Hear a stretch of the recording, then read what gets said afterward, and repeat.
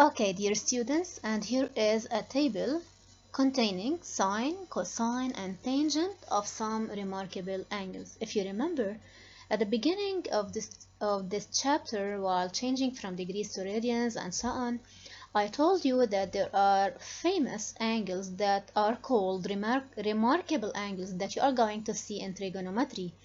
And here is the table concerning these angles. In radians, they are 0, which is corresponding to 0 degrees, pi over 6, which is corresponding to 30 in degrees, pi over 4, which corresponds to 45, pi over 3 to 60, pi over 2 to 90, pi to 180, 3 pi over 2 to 270, and 2 pi to 360.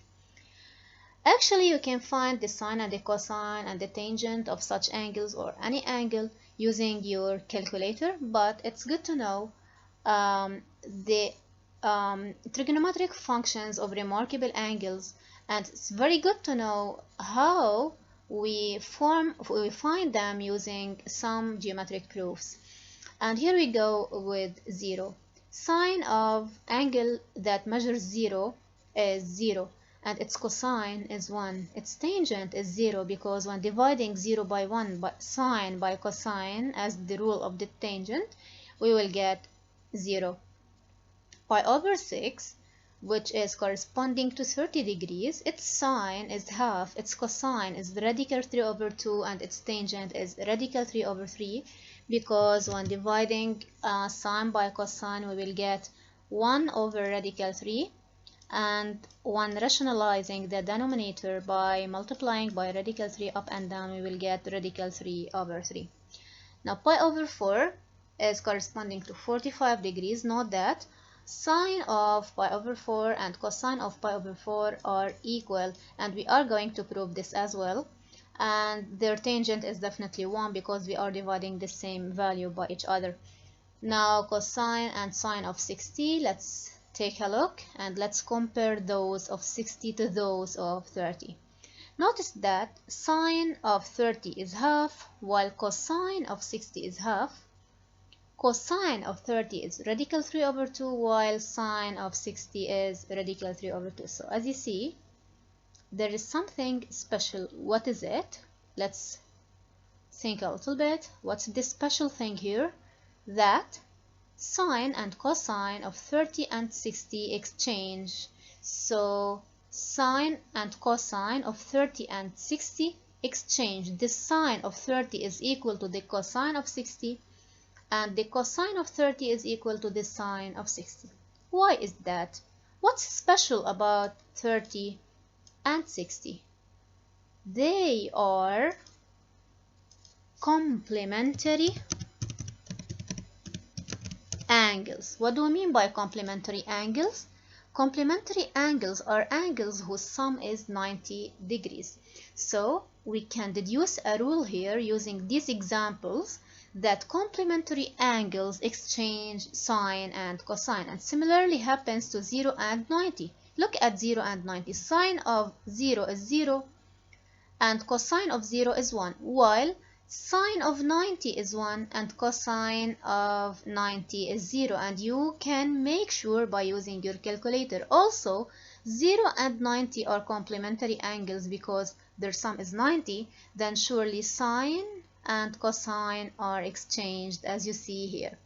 Now, why is tangent of 90 empty? Because tangent of 90 applying the rule is equal to sine of 90, which is 1 divided by 0, and that's undefined, so it doesn't exist. Now pi, which is corresponding to 180, has a sine of 0 and a cosine of -1, and we are going to prove this using a trigonometric circle also. Now by dividing sine by cosine to get the tangent, we get 0. And here is for 270, its sine is -1, its cosine is 0. And as 90, when dividing 1 by 0 or -1 by 0, we will get an undefined answer. And we don't have an answer at all, and that's why its tangent is undefined.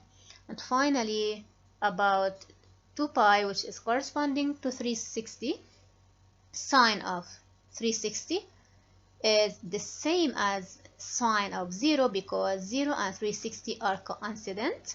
cosine of 360 is also the same as cosine of 0, which is 1, and definitely the tangent of 360 is 0 by dividing 0 by 1. Now let's use some geometry to prove things we've seen here, and here we go with some geometry. Here is a trigonometric circle, and here is the angle that's equal to 30. Notice that here is the projection of the point M that makes 30 degrees with the x-axis along the x-axis, and here is its projection along the y-axis. Now indeed we have here a right triangle, but it's not just a right triangle, it is a semi-equilateral triangle. And as you know, in the semi-equilateral triangle, the side facing 30 is equal to half of the hypotenuse, and which is here 1.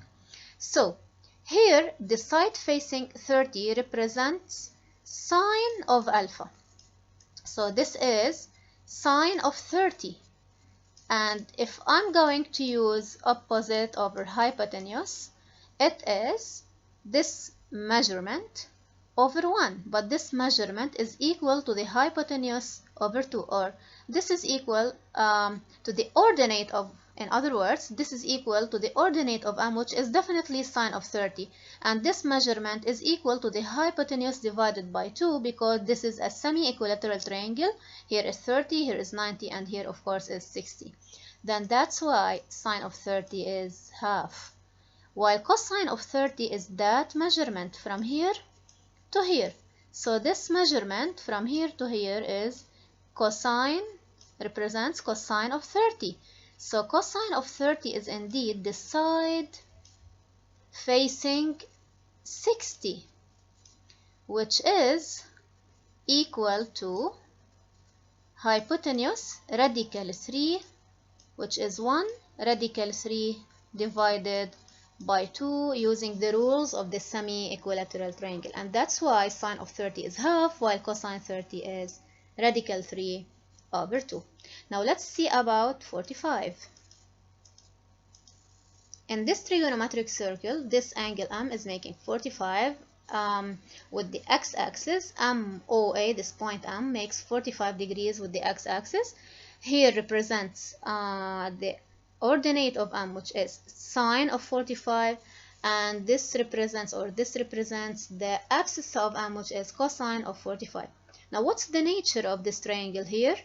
OM, for example, let's say it is H. What's the nature of triangle OMH? It is a right isosceles triangle with hypotenuse OM that's equal to the radius that's equal to 1. So because it's a right isosceles triangle, then surely this measurement is equal to this measurement. So sine of 45 is equal to cosine of 45, which is equal to the hypotenuse divided by radical 2. When rationalizing, we will get radical 2 over 2. That's why sine 45 and cosine 45 are equal, and both are equal to radical 2 over 2. Now let's talk about 180 degrees.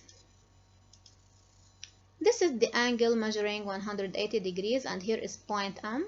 Now we notice that M has no ordinate. That's why its sine is, the sine of angle 180 is 0. No ordinate, as you see here. So sine of 180 is 0, while cosine of 180 is the abscissa of point M, which is indeed from here to here, and the radius is 1. The algebraic measure of OM, as I told you, we represent it that way, and the algebraic measure is -1 because you are going in the negative sense according to the orthonormal system. And similarly for 0, for 360, for example, 0, if this is a trigonometric circle, 0 is here. Notice that you don't have an ordinate, that's why sine 0 is 0, while cosine of 0 is the measurement, the algebraic measure from here to here, which is 1. Similarly for 360.